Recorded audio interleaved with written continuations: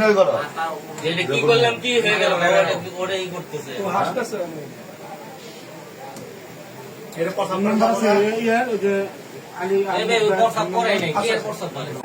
এটাই ঢুকতেছে না? মানে এইগুলি চেক দিয়ে হ্যাঁ বুঝছি।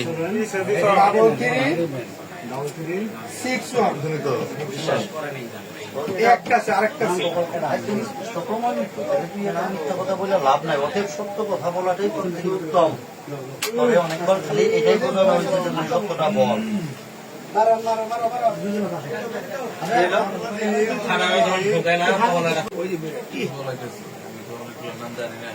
ধরাই না ওখানে কে লেগেছে বাল চলে গেছে ওটার ভিতরে বাবু আছে না? বাবুরে ডাকবে, বাবু সবার